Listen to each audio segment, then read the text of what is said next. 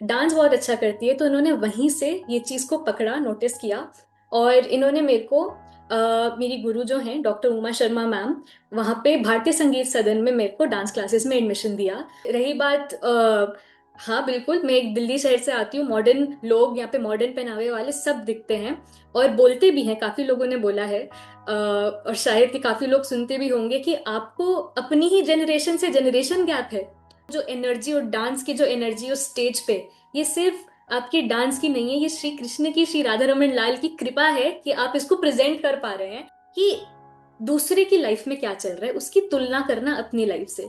भले ही इंस्टाग्राम पे कोई इंसान खुश दिख रहा हो, पर जरूरी नहीं है कि वो असल में अपनी लाइफ में खुश हो। रियल तो रियल लाइफ में खुश है या नहीं, रियल वो लाइफ में भी खुश एक है या मैटर। नहीं, कहना चाहूंगी, जो मैं खुद भी प्रैक्टिस करती हूँ, कि आप नए इंसान को लाइफ में अगर लेके भी आ रहे हैं, चाहे वो कोई भी है, दोस्त है या फिर आप किसी से प्रेम करते हैं, आपको कोई पसंद है, सबसे पहले 2 से 3 महीने एटलीस्ट आप उस इंसान के साथ रहिए और उसको जानिए, और एक डिटैचमेंट के साथ रहिए। ऐसा नहीं, तो वो मैं कहूंगी वो मेरे, एक तो मेरे घर का धार्मिक वातावरण रहा है। कभी मेरे घर की तरफ से फोर्स ऐसे नहीं आया कि तुम्हें रिलेशनशिप में नहीं जाना। बहुत फ्रेंडली घर है। मेरी माता ने, मम्मी ने ये चीज बोली भी, अगर तुम्हें कोई पसंद आए तो मेरे को आके बता देना। पर कभी खुद से मुझे अंदर से ये लगा नहीं है कि जब मैंने भक्ति शुरू की थी, जब तिलक स्वरूप धारण करना शुरू किया, तब मेरे पिताजी को थोड़ा लगा कि क्या ये भटक तो नहीं रही है अपने मार्ग से, करियर का जो उनका, हर हर माता पिता को लगता है, स्वाभाविक है ये। तो अलग अलग तरीके से जेंजीज जो है इस चीज को देखते हैं। और जैसे कि मैंने शुरू में कहा था पॉडकास्ट में, बहुत सारे लोग ये भी कहते हैं, तिलक देख के भी कहते हैं, कंठी देख के भी कहते हैं, कि तुम अपने जनरेशन से इतने जनरेशन गैप में क्यों हो, कि ये सब भक्ति की चीज जो है ये तो बुढ़ापे की चीज है। हाँ, भक्ति करना, भजन करना, जप करना तुम अभी से क्यों कर रहे हो। आज की पीढ़ी के बारे में अक्सर कहा जाता है कि उन्हें जीवन की समझ अब भी नहीं होती, लेकिन सिर्फ 20 साल की उम्र में अगर कोई लड़की जीवन, रिश्तों और आत्म विकास के बारे में इतनी स्पष्ट सोच रखती हो तो उसकी बात सुनना ज़रूरी हो जाता है। यह है खुशी सिंह, एक कथक नृत्यांगना जो 6 साल की उम्र से नृत्य सीख रही हैं और साथ ही दिल्ली विश्वविद्यालय से मैनेजमेंट की पढ़ाई भी कर रही हैं। लेकिन उनकी पहचान सिर्फ इतनी नहीं है। खुशी कहती हैं कि उनकी सोच की स्पष्टता और जीवन को देखने का नज़रिया उन्हें मिला है कृष्ण भक्ति से। इस पॉडकास्ट में उन्होंने खुलकर बात की है आज के युवाओं के सामने आने वाली चुनौतियों, रिश्तों, आत्मसम्मान और जीवन को सही दिशा देने वाले आध्यात्मिक दृष्टिकोण पर। आइए सुनते हैं खुशी सिंह की यह प्रेरणादायक यात्रा के बारे में। हेलो व्यूअर्स, नमस्कार। मैं त्रिभुवन ओस्लो नॉर्वे से अपने channel spiritual talk bye TT podcast में आपका हार्दिक स्वागत करता हूं। तो भाई, शुरू होता है एक नया पॉडकास्ट और आज एक नई युवा मेरे साथ जुड़ रही हैं भाई, दिल्ली से, जो बेसिकली उत्तराखंड रुड़की से हैं नेटिव उनका, और अभी दिल्ली में जो है अपनी मैनेजमेंट की स्टडी कर रही हैं दिल्ली यूनिवर्सिटी से। और इस उम्र में उन्होंने अपनी भक्ति की ओर भी कदम बढ़ा दिए हैं। तो इसी रोचक पहलुओं पर उनसे मेरी बात होगी भाई। सबसे पहले मैं आपको इंट्रोड्यूस कराता हूँ हमारी जो गेस्ट हैं जी, खुशी सिंह। आपका बहुत बहुत स्वागत है खुशी जी, और मेरे चैनल स्पिरिचुअल टॉक में। और मेरे लिए खुशी की बात यह है खुशी कि यू आर फ्रॉम उत्तराखंड, और मुझे उत्तराखंड जो मेरा जन्मभूमि है, और मुझे उत्तराखंड के लोगों से बात करने में बड़ा मज़ा आता है। तो आज आपसे बात करने में बहुत मज़ा आएगा। और सबसे पहले आपका हार्दिक स्वागत, आपने समय निकाला, टाइम दिया हमें, और आप एक युवा हैं, और आधुनिक शिक्षा के साथ आप जो है कला, भक्ति, इन तीनों का आप एक संतुलन बना के अपने जीवन में आगे बढ़ रही हैं, जो आज के युवाओं के लिए पॉडकास्ट बहुत ही बेहतरीन होने वाला है। और हम बात करेंगे छोटे छोटे प्रॉब्लम्स की तरफ और भक्ति की तरफ में क्या चैलेंज आते हैं, और युवाओं युवाओं के साथ क्या मुश्किलें आजकल जो है मार्केट में और समाज में हो रही हैं, वो सब पहलुओं पर हम बात करेंगे। सबसे पहले आपका बहुत बहुत स्वागत। धन्यवाद सर, मैं आभारी हूँ कि आपने इस कॉन्वर्सेशन के लिए, इस पॉडकास्ट के लिए मेरे को काबिल भी समझा और चाहा कि ये आप करना चाहेंगे। धन्यवाद। थैंक यू जी। तो खुशी जी, सबसे पहले मेरा क्वेश्चन है भाई, व्यूअर्स के लिए एक बार और ऐड कर देता हूँ कि मुझे दो दो रीज़न है। एक तो मैं युवाओं से बात करने में मुझे बड़ा मज़ा आता है, क्योंकि इनोवेशन समझ में आता है उनकी। आज की जो युवा पीढ़ी है बहुत फास्ट लाइफ जीती है, तो वो उस जीवन में भक्ति भी कर रही हैं, ये एक बहुत बड़ी बात है। और मुझे कृष्ण भक्तों के साथ लगाव है भाई। मेरे podcast maximum 90% podcast with the Krishna devotees जी ग्लोबली। तो जी। ये मेरे लिए बहुत खुशी की बात है। तो खुशी, यहीं से शुरू करते हैं। आप सबसे पहले थोड़ा सा अपना बैकग्राउंड बताइए, अपना बचपन, आपकी शुरुआती शिक्षा, आपका फैमिली का बैकग्राउंड कैसा है, घर का वातावरण कैसा है, ये सब पर थोड़ा रोशनी डालिए।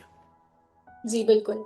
तो मैं एक भक्त फैमिली से तो नहीं हूँ, पर मेरी एक धार्मिक फैमिली है, छोटी सी फैमिली है।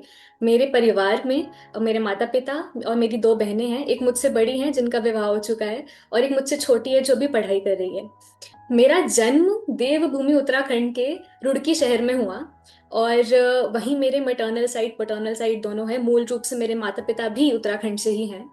और अपने विवाह के बाद मेरे माता पिता दिल्ली आ गए, और यहीं पे बहुत परिश्रम मेहनत करके उन्होंने अपना दिल्ली में लाजपत नगर में एक सेटलमेंट अपना कर लिया। मेरा बचपन हमेशा से एक मेरी मम्मी ने और मेरे पिताजी ने बचपन से हमको बहुत संस्कार और धार्मिकता में रखा है। बचपन से ही हमारे घर में भजन चलते थे, कीर्तन होते थे। तो एक झुकाव भक्ति की तरफ एक तो घर की तरफ से आया भी है। बट टिपिकली ऐसे कृष्णा कॉन्शियसनेस प्रैक्टिस करना ये नहीं था पहले, कुछ सालों तक। फिर मेरे पढ़ाई शुरुआती शिक्षा दिल्ली के समरफील्ड स्कूल कैलाश कॉलोनी से हुई। और वहीं पे मेरी माता जी ने, जो मेरी मम्मी है, उन्होंने ये चीज़ देखी मेरे अंदर जब मैं 5 साल की थी, कि कुछ भी गाना अगर बजता है तो ये नृत्य बहुत अच्छा करती है, डांस बहुत अच्छा करती है। तो उन्होंने वहीं से ये चीज़ को पकड़ा, नोटिस किया। और इन्होंने मेरे को मेरी गुरु जो हैं डॉक्टर उमा शर्मा मैम, वहाँ पे भारतीय संगीत सदन में मेरे को डांस क्लासेस में एडमिशन दिया। और डॉक्टर उमा शर्मा मैम और मेरे गुरुदेव योगराज पवार सर, बजरंग पवार सर, उनके सानिध्य में रह के मैंने जो नृत्य कला कथक में जो प्राप्त करी है, उसी से ही मेरे को आगे भी भक्ति की तरफ और झुकाव हुआ है। तो बचपन से ही कुछ ऐसी चीजें हुई हैं जहाँ से मेरे को एक पुश मिलता रहा कि आप भक्ति की तरफ जाइए। और शिक्षा की अगर बात करें तो स्कूल में भी मेरे माता पिता ने हमेशा से एक ही चीज बोल के रखी थी कि बेटा हर कंपटीशन में आप पार्ट लो, हर एक चीज में आगे रहो, चाहे वो आपकी पढ़ाई हो, चाहे वो आपके एक्स्ट्रा करिकुलर्स हो, जिससे आप बैलेंस करना सीखें चीजों को। तो पढ़ाई में भी भगवान की कृपा से कि ये अच्छा स्कोर रहा। और एक्स्ट्रा करिकुलर्स में भी, डांस में और एंकरिंग में स्पेशली, मेरे को मेरे स्कूल से ही उस चीज का प्रोत्साहन मिला कि मैं एक माइक पे आके, कैमरा पे आके ऐसे बोल पाऊँ। मेरी जो टीचर्स हैं उनको मैं ग्रैटिट्यूड देती हूँ, बहुत ग्रेटफुल हूँ। जो स्कूल की टीचर्स हैं जहाँ पे उन्होंने आइडेंटिफाई किया था एंड प्रेरणा दी उन्होंने भी कि आपका वॉइस थ्रो अच्छा है तो यू डू एंकरिंग। तो उन्होंने इस चीज का बहुत सपोर्ट किया।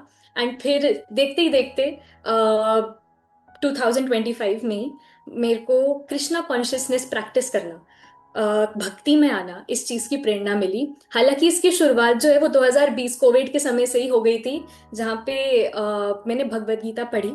मेरी मम्मी ने मुझे बोला था कि एक बार आप भगवत गीता पढ़ो। तो उन्होंने जो दिशा दिखाई, मैंने जब भगवत गीता पढ़ना शुरू किया, वहीं से मुझे एक प्रश्न आया, ये चीज अपने अंदर, कि शांति क्या होती है। उससे कुछ 2-3 दिन पहले और उसके बाद मैंने भगवत गीता पढ़ना शुरू किया।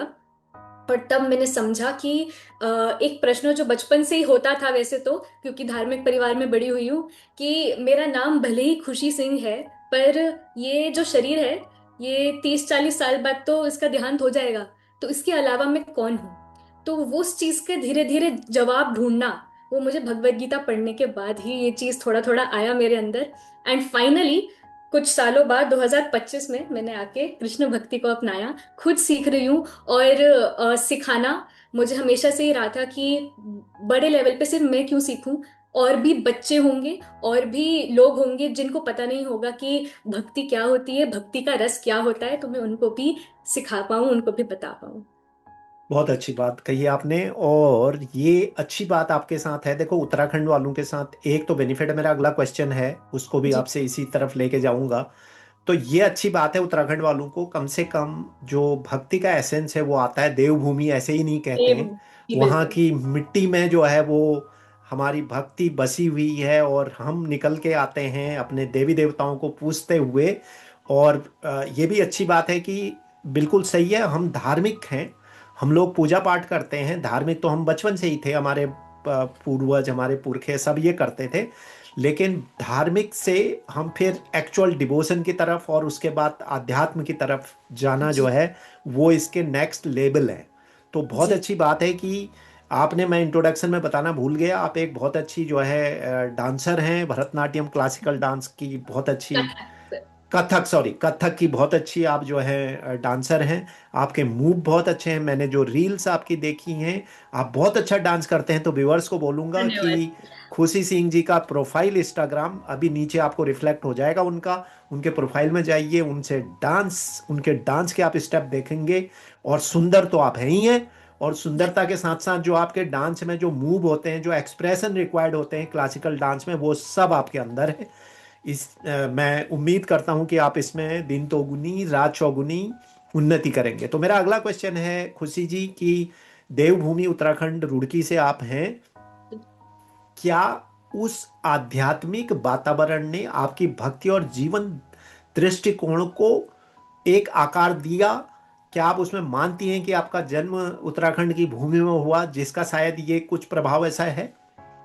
जी बिल्कुल। अ, हम उत्तराखंड से हैं, देवभूमि उत्तराखंड से। तो बचपन से ही जब भी नानी के घर जाते थे, हम अपने पैटर्नल साइड दादी के घर जाते थे, तो ये चीज देखिए कि पूजा पाठ का माहौल तो बचपन से ही रहा है। और साथ ही साथ मेरे माता पिता ने भी यहाँ दिल्ली में भी, उन्होंने घर में चाहे नवरात्रों में कीर्तन हो गए, और प्रोत्साहित किया कि तुम इस चीज में आगे बढ़ते रहो। साथ साथ मेरी जो नानी है, वो भी बहुत ही ज्यादा पूजा पाठ में और भक्ति में है। तो एक तो उनसे भी सुनने को चीजें मिलती थी।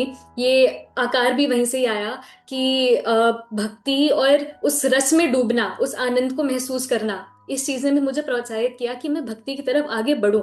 और साथ साथ जिस उम्र में मैं हूँ, जिस भागदौड़ की ये दुनिया है, बहुत इंपॉर्टेंट है आप भक्ति को साथ में इंटरनलाइज होके पकड़ के रखे, तभी शायद एक्सटर्नलाइज होके आप आगे चीज कर पाते हैं। तो बिल्कुल धार्मिक वातावरण के कारण, उत्तराखंड में जन्म लेने के कारण, शायद ये एक एक ऐसा ही कुछ संजोग हो गया, कुछ होगा कि वहां जन्म हुआ। ऐसे बहुत अच्छे परिवार वाले मिले मुझे कि मेरा दिशा ही भक्ति की ओर बढ़ गई। और साथ ही साथ श्री राधा रमन लाल की कृपा से मैं आगे अपने करियर में भी अच्छा कर रही हूँ। जी बिल्कुल। तो आगे बढ़ते हैं। आप दिल्ली यूनिवर्सिटी में पढ़ाई कर रही हैं, यूनिवर्सिटी जाती हैं, लोगों से मिलती हैं एकदम, जो और खासकर दिल्ली मुंबई जैसे जो शहर हैं, महानगर हैं, वहाँ पे तो लाइफ बहुत फास्ट पेस में चलती है ना। मॉडर्न भी लोग आपको दिखेंगे, डिफरेंट तरह का एक ऑरा वहाँ पर रहता है। आजकल के बच्चे जो बिल्कुल ही एकदम डिफरेंट लेवल पर हैं, उनके पहनावा, उनके खान पान, उनके लाइफ स्टाइल, तो वो सब के बीच में ये जो मॉडर्न एजुकेशन आप ले रही हैं और ये जो स्पिरिचुअलिटी आप फॉलो कर रही हैं, इसमें कभी आपने कोई कॉन्ट्रडिक्शन देखा, कोई टकराव महसूस करा? जी बिल्कुल। जब मैं कॉलेज में आई थी 2023 में, मेरा फर्स्ट ईयर था, तब अंदर से हमेशा एक खोज तो रहती थी, अध्यात्म की, सवालों की, क्यूरियोसिटी जो बनी रहती है। पर जब मैं आई कॉलेज में, पहला पहला साल होता है, हर एक आप बच्चों को देखते हैं, सारे टीचर्स को देखते हैं, तब वो लगता है कि लाइफ तो अलग है। ट्वेल्थ के बाद आपको लाइफ एक अलग लगती है। पर साथ ही साथ मेरे को एक क्वेश्चन हमेशा से ये आता था कि मैं ये पढ़ाई कर तो रही हूँ, बीएमएस में कर तो रही हूँ, हालांकि मैं करना चाहती थी, ये मैं कर तो रही हूँ, पर मुझे अध्यात्म की तरफ ज्यादा खिंचाव है। तो इसमें टकराव सा, एक कंफ्यूजन सी मुझे रहती थी। पर धीरे धीरे मेरे को अपने सेकेंड ईयर में, थर्ड ईयर में अब आके, जब से मैंने भक्ति भी प्रैक्टिस करना शुरू किया, ये मेरे को समझ में आया कि भक्ति कभी ये नहीं कह रही है, या फिर कृष्णा कॉन्शियसनेस को प्रैक्टिस करना ये नहीं कह रहा है कि आप सिर्फ अध्यात्म की तरफ ही झुके रहेंगे, सिर्फ आप भक्ति करने में झुके रहेंगे, पर आपको जो कार्य दिया गया है, श्री कृष्ण ने आपको जो कार्य दिया है, आप उससे पीछे भागेंगे। ये एक संतुलन का, मैं कहूंगी एक संतुलित करके आपको चलना है अपनी बाहर की एक्सटर्नल वर्ल्ड जो आपकी एजुकेशन है, और एक आपका इंटरनल वर्ल्ड जो आप अपने आप से कनेक्ट कैसे करते हैं, ये चीज। तो ये चीज मैंने एक टकराव महसूस किया, और साथ ही साथ धीरे धीरे देखते देखते मुझे इस चीज के बारे में समझ में भी आया कि यही चीज मेरे को बैलेंस करके चलनी है, और यही चीज होगी जो मेरे को आगे भी लेके जाएगी। और रही बात हाँ बिल्कुल, मैं एक दिल्ली शहर से आती हूँ। मॉडर्न लोग यहाँ पे, मॉडर्न पहनावे वाले सब दिखते हैं और बोलते भी हैं, काफी लोगों ने बोला है। और शायद कि काफी लोग सुनते भी होंगे कि आपको अपनी ही जनरेशन से जनरेशन गैप है।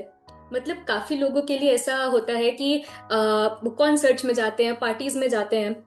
हालांकि मेरे को ज्यादा जाना ये पसंद नहीं है, क्योंकि हमारा कॉन्सर्ट पार्टी तो हमारा भजन कीर्तन है, तो हमें वहीं पे आनंद आता है। तो कभी कभी लोग ऐसा जब बोलते हैं आपके जनरेशन से जनरेशन गैप है, तब कभी कभी ऐसा लगता था शुरू शुरू में कि हमें ऐसा क्यों बोल रहे हैं, बुरा लगता था। पर अभी भी मैं कथा श्रवण भी जो करती हूँ श्री प्रेमानंद महाराज की वृंदावन में, सदगुरुदेव महाराज, श्री पुंडरीक गोस्वामी जी, रेणुका मैया, श्री पूज्येंद्रेश उपाध्याय जी, इनकी कथा श्रवण करते करते आपको अंदर से इतना प्रोत्साहन मिलता है, इतना मोटिवेशन मिलता है, आप समझ जाते हो कि आपको अपनी भक्ति और अपनी जर्नी पे ज्यादा ध्यान देना है। संसारिक दुनिया है, इस बात में नहीं रहना सबसे बड़ा रोग क्या कहेंगे लोग। तो आप अपनी भक्ति पे ध्यान दीजिए और अपना संतुलन अपने जीवन को बढ़ाइए। तो यही चीज है जो मेरे को प्रेरित करती है। बिल्कुल, तो बहुत अच्छी बात कही आपने। और एक्चुअली मेरा भी अनुभव यही है कि आप मॉडर्न जितने भी रहें, अगर जी आपका भक्ति, आपके अंदर भक्ति आ जाती है ना, एक्चुअल में भक्ति के भाव आना इम्पोर्टेंट है। भक्ति तो सारी दुनिया कर रही है, देखने में दिखता है हमें, लेकिन जो भक्ति के भाव एक्चुअल में जिस दिन आपके अंदर आ जाते हैं ना, उस दिन से जो आपके चीज़ों को हैंडल करने की जो क्षमता है उसमें भी वृद्धि होती है। जी आपको सिचुएशन को हैंडल करने में भी बेटरमेंट होता है। और आप जो भी टास्क लेते हैं लाइफ में, चाहे वो मॉडर्न लाइफ के टास्क हों, चाहे वो आपके कोई ऑथेंटिक टास्क हों, आप उन सब में अच्छा करोगे। दैट इज जी। माई भक्ति एक्सपीरियंस। एक तो आप भक्ति एक बल प्रदान करती है आपको, जो आपको आगे करेक्ट, लेके जाती है, चाहे चाहे आपकी लाइफ में कोई भी सिचुएशन है। Correct, absolutely. आगे बढ़ते हैं। अगला मेरा प्रश्न है, आपने कहा कि आपको कथक की प्रैक्टिस करते करते 15 साल हो गए, इफ आई एम जी नॉट रॉन्ग, राइट? जी तो 15 साल की जो साधना, और आपके गुरु का नाम आपने खुद ही बताया, डॉक्टर उमा शर्मा जी जो आपके गुरु रही हैं। तो हम्म ये जो, थोड़ा सा इसको डीपली समझते हैं कि ये जो नृत्य है, खासकर क्लासिकल, मैंने अभी बहुतों के पॉडकास्ट करे हैं अपने कृष्ण भक्तों हम्म। के साथ, तो उसमें से आधे ज़्यादा जो है, आधे मुझे ऐसे मिले जो क्लासिकल डांसर हैं, तो वो कहीं ना कहीं अपने को कनेक्ट करते हैं। अभी मैंने एक डिम्पल है हाँ रेड्डी, जी जो वो पॉडकास्ट अगर आपने देखा हो तो उससे जी उड़ीसा से है। और हालांकि वो हैं साउथ की, मगर रहती उड़ीसा में हैं, और बहुत बढ़िया डांस करती हैं। तो वो जगन्नाथ जी के साथ अपने वो सारे डांस के चीज़ों से कनेक्ट करती हैं। तो क्या आपका भी इसमें कोई इस तरह का कनेक्ट बनता है, बाकी भक्ति में आपको इससे कॉम्प्लीमेंट होता है? जी बिल्कुल। जब मैं 5 साल की थी तब मेरी मम्मी ने मुझे इस उमा शर्मा डांस क्लासेस में एडमिशन करवाया। और हमारे यहाँ पे क्या होता है डांस क्लासेस में, कि जब आपका एडमिशन हो जाता है, इट मीन्स आप फर्स्ट ईयर में आ गए, फिर आप आगे आगे लेवल्स आपके बढ़ते हैं, और फिर आपको एक डिग्री, आप डिप्लोमा वहां से ले लेते हैं। पर साथ ही साथ हम हर साल शरद पूर्णिमा के दिन, उससे 2 दिन पहले, आपका 3 दिन का वो परफॉर्मेंस होता है जो चलता है महारास लीला का। तो वहां से चीजें जो है शुरुआत हुई। मैं कथक क्लासेस जाती थी, डांस करती थी, डांस को समझती थी, जो परफॉर्मेंस स्टाइल होता है वो सब चीजों को, जो ताल होती है, ये सारी चीजें समझती थी। बट जब भी परफॉर्मेंसेस का टाइम पे आता था कि लीला हो रही है, महारास लीला हो रही है, अच्छा ये क्या है, अच्छा ये श्री कृष्ण और राधा से रिलेटेड है, अब श्री कृष्ण की जीविका दिखाई जा रही है, फॉर एग्जाम्पल माखन चोरी की लीला। तो हम जब हम बहुत छोटे थे, हमारी छोटी छोटी सी हाइट थी, छोटे छोटे से हाथ पैर, तो हम ग्वाल बाल बनते थे।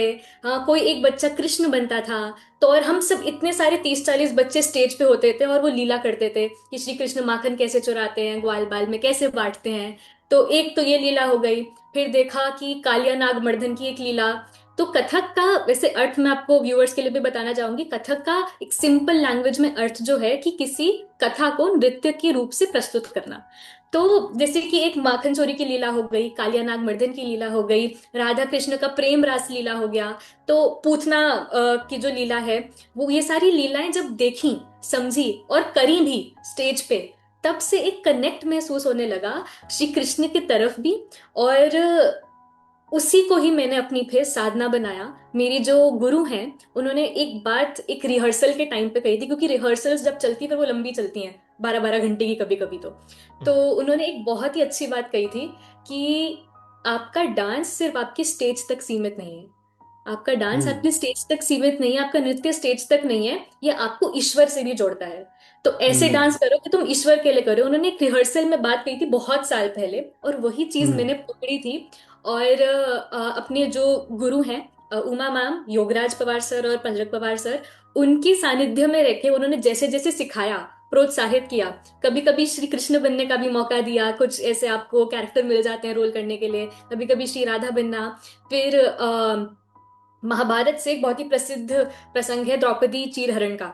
तो हम्म। एक उसमें मेरे को अवसर मिला था कि मैं द्रौपदी का रोल करूं। तो वो अच्छा। चीज को आप प्रेजेंट करोगे, कैसे करोगे, उस चीज से मेरे अंदर आध्यात्मिक रूप में भी एक चीज ये अंदर आ गई कि ये चीज को आप प्रेजेंट कर रहे हो, वो जो एनर्जी और डांस की जो एनर्जी उस स्टेज पे, ये सिर्फ आपकी डांस की नहीं है, ये श्री कृष्ण की, श्री राधा रमन लाल की कृपा है कि आप इसको प्रेजेंट कर पा रहे हैं। और ऑफ कोर्स मेरे जो गुरु हैं, उनका सानिध्य। तो इस चीज ने मेरे को बहुत प्रोत्साहित किया, और एक भक्ति की तरफ तो पहले ही मोड़ दिया था कि मैं घर आके भी कभी कभी हमारे घर पे जो श्री कृष्ण का विग्रह है उनसे आके बात करती थी, उन्हें बताती थी कि आज दिन में पूरा दिनचर्या कैसा रहा। तो ऐसे ऐसे माहौल भी घर का धार्मिक था। मेरी नृत्य कला में भी, कथक में भी मेरा धार्मिक रूप से ज्यादा अध्यात्म की तरफ दिशा मुड़ती गई। और बचपन से ही श्री कृष्ण जी से एक कनेक्ट महसूस हुआ इन्हीं कारणों की वजह से। बहुत बढ़िया। तो आगे बढ़ते हैं, थोड़ा सा युवाओं की समस्या की तरफ बढ़ते हैं। तो जी। मैं आपको तीन ऐसे सिचुएशंस बताता हूँ युवाओं की। एक जो है कंपैरिजन हो गया, दूसरा अपने आप को वैलिडेशन हो गया, और तीसरा लोनलीनेस। हम्म। ये तीन जो मुख्य समस्याएं साइकोलॉजिकली युवाओं के साथ जुड़ी रहती हैं। तो आपकी नज़र में सबसे अधिक मानसिकता, इन मानसिकताओं को ध्यान में रखते हुए सबसे ज्यादा दबाव किस चीज का है आज के युवाओं पर?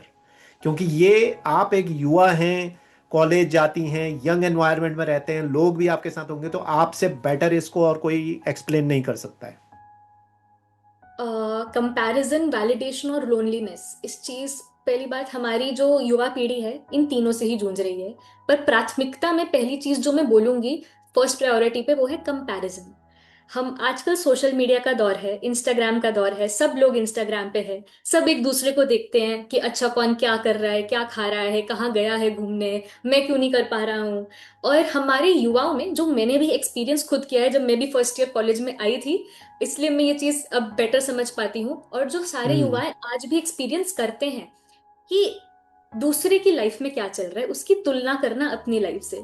भले ही हाँ। इंस्टाग्राम पे कोई इंसान खुश दिख रहा हो, पर जरूरी नहीं है कि वो असल में अपनी लाइफ में खुश हो। रियल तो रियल लाइफ में खुश है या नहीं, वो लाइफ में भी खुश एक है या मैटर। नहीं।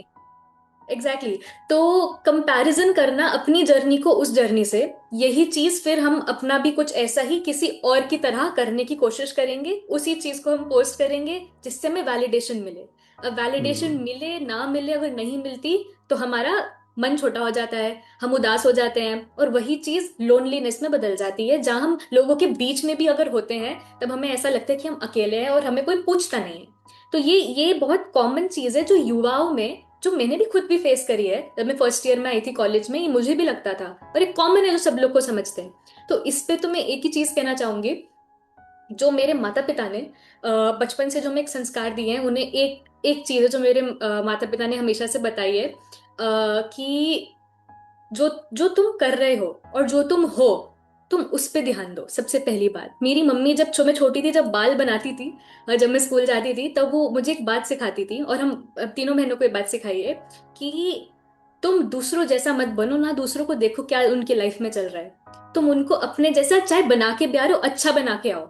और अगर कुछ चीज सीख रहे हो तो अच्छी चीज सीखो। तो ऐसे संस्कार, ऐसी चीजों से, जो मेरी लाइफ में भी ऐसी सिचुएशन, हर युवा की लाइफ में सिचुएशन आती है, हम्म। जब आई, तो हम्म। उस चीज से बाहर निकलने में मेरी माता पिता ने जो सीख दी, उस पे मैं आपके व्यूवर्स को भी यही कहना चाहूंगी, जो युवा ये देख रहे हैं, कि किसी और की लाइफ में क्या चल रहा है वो मैटर बिल्कुल भी नहीं करता। बहुत इंपॉर्टेंट है कि आप खुद को समझे, खुद की चीजों को समझे, आप अंदर से हैं कौन, ये प्रश्न करें। थोड़ा 10 मिनट अपने साथ बैठिए, इतनी भाग दौड़ की दुनिया है, और पूरा दिनचर्या देखिए कि आज मैंने किसी को गलत बोला, या किसी के साथ कुछ गलत किया, या मैं अपने साथ कुछ गलत कर रहा हूँ या कर रही हूँ। वो बहुत इंपॉर्टेंट है, यही हेल्प करेगा कि आप दूसरे से कंपेयर नहीं करेंगे। एक बात है जो मेरी कॉलेज फैकल्टी ने कही थी, मेरे दिमाग में बैठी है वो, और ये मैं आपके व्यूवर्स को भी कहना चाहूंगी। सबको सब कुछ मिलेगा, सबको सब कुछ मिलेगा, किसी को आज मिलेगा तो किसी को 6 महीने बाद 6 महीने मिलेगा। बाद मिलेगा। जी। बिल्कुल। तो इस चीज का सबसे इम्पोर्टेंट है कि आजकल हम इंस्टाग्राम पे रील्स तो ऐसे स्क्रॉल करते हैं तो हमारा अटेंशन स्पैन ही 10-15 सेकंड का हो गया है। तो बहुत हम्म। इंपॉर्टेंट है वो धैर्य रखना। तो धैर्य करेक्ट। रखिए, अपने आप पे भरोसा रखिए, श्री राधा रमन लाल पे, श्री कृष्ण पे भरोसा रखिए, और अपनी जर्नी पे ध्यान दीजिए। दूसरों से कंपेयर करने में मत लगिए, नहीं तो फिर आप अकेले रह जाएंगे और यही इन्हीं चीजों में रह जाएंगे और आगे आपकी वृद्धि नहीं हो पाएगी।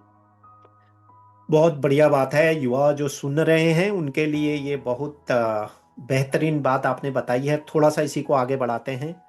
ये जो सोशल मीडिया युवाओं को प्रेरित कर रही है या भ्रमित कर रही है, और आप खुद इस बैलेंस को कैसे मेंटेन करते हैं, क्योंकि आप भी सोशल मीडिया तो यूज करती हैं जी। और करना भी चाहिए, लेकिन कैसे बैलेंस बनाते हैं? जैसा आपने थोड़ा सा टच किया कि रील स्क्रॉल करने की वजह से जो लोगों की सोचने की थिंकिंग है ना, वो भी कम हो रही है। उस पर बहुत साइंटिफिक स्टडीज भी आ चुकी हैं। वो एक अलग पहलू है, बट पहले थोड़ा सा आप इस पे बताएं कि युवाओं के माइंडसेट के हिसाब से, साइकोलॉजी के हिसाब से, हाउ यू सी दिस।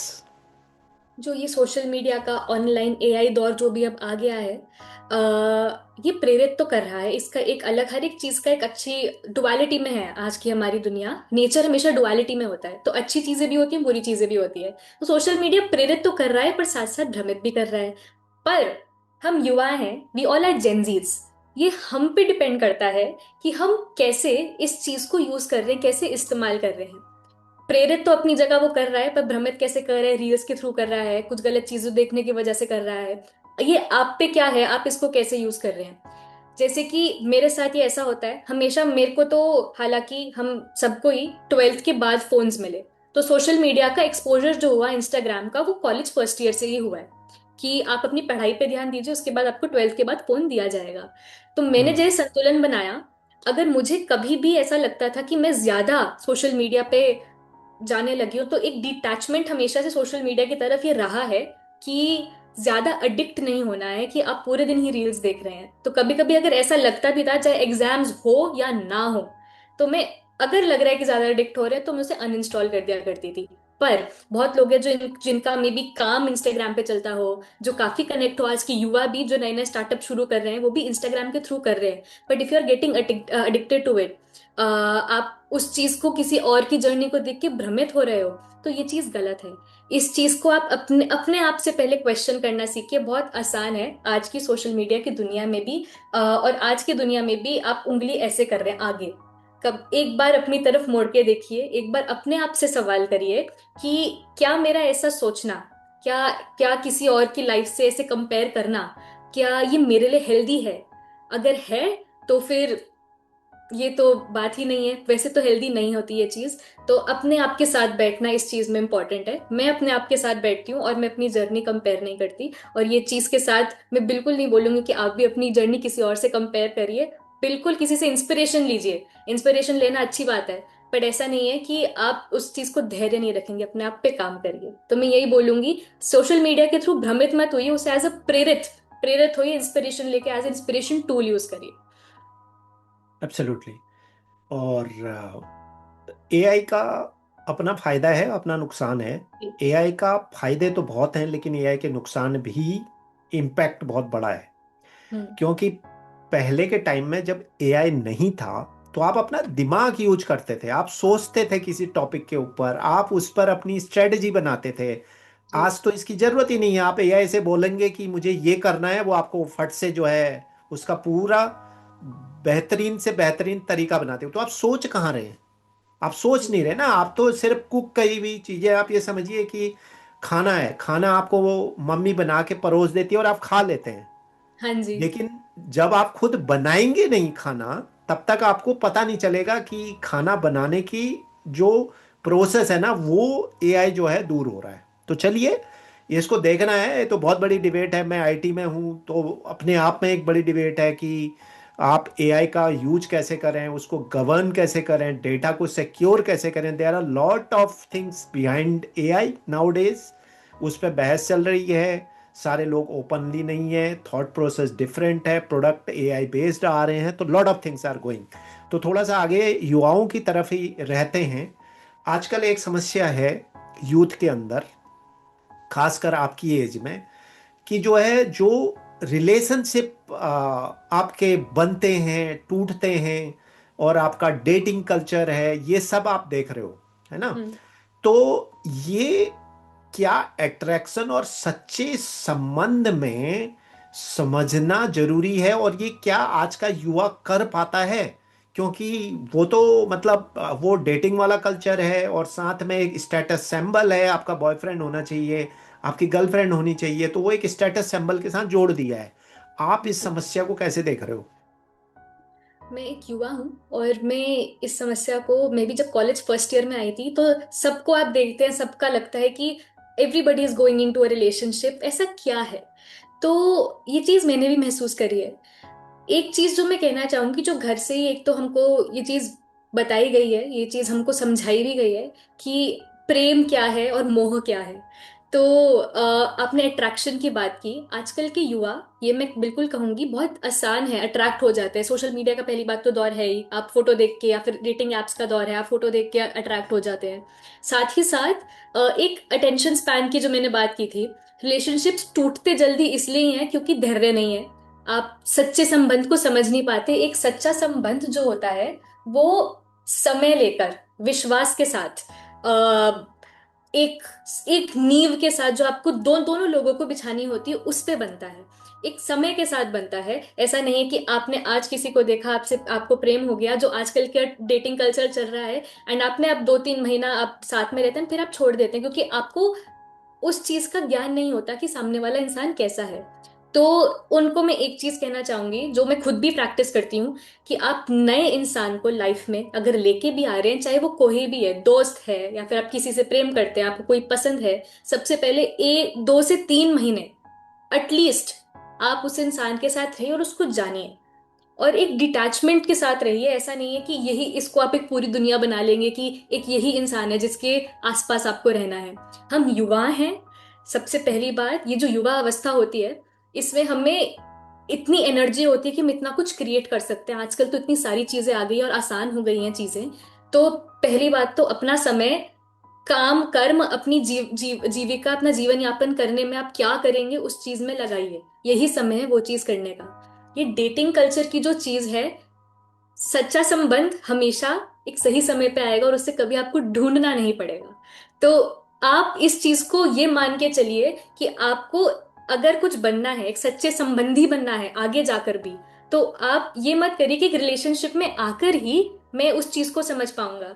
आप अपने आप पे ऐसा वर्क करिए कि आपको सही समय पे एक सही सही सच्चा संबंधी मिले, और आप दोनों दोनों ही एक शेयर्ड जर्नी पे, एक शेयर्ड पर्पस के तरफ काम कर सके। मैंने कहीं पढ़ा था, और मैं इसकी बात करना चाहूंगी, सनातन धर्म में विवाह को और एक रिलेशनशिप को, सच्चे संबंध को भी ऐसे देखा जाता है कि जब दो लोग साथ में आते हैं, they come together for a shared purpose on a shared journey. तो मैं विवाह के उससे भी बता रही हूँ कि आजकल के युवा जो है, when एक ऐसा रिलेशनशिप में आते हैं, मैं तो उसको लॉन्ग टर्म देखता हूँ, एक ऐसी कैजुअली में आ जाता है।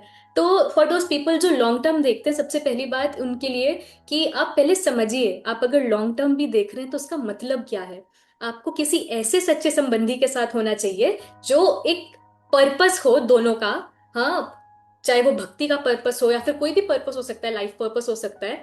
और आप दोनों की एक शेयर्ड जर्नी हो, दोनों का संबंध होता है, दोनों का कंट्रीब्यूशन होता है उसके अंदर। ऐसा नहीं है कि हमेशा सिर्फ आप ही करते रहेंगे। और प्रेमानंद महाराज जी, वो उन्होंने एक बहुत अच्छी बात कही थी अपनी कथा में, कि अगर आपको लगता है कि ये बहुत एक बार हुआ, आपको आकर्षण हुआ किसी से और वो कुछ दिनों बाद चला गया, तो ये प्रेम नहीं है, ये मोह है। तो ये उन लोगों के लिए जो चीजें शॉर्ट टर्म में देखते हैं, कैजुअली देखते हैं, तो आप उस चीज को प्रेम से मत जोड़िए। तो बहुत इंपॉर्टेंट है ये आज की युवाओं के लिए अंतर समझना प्रेम और मोह के अंदर।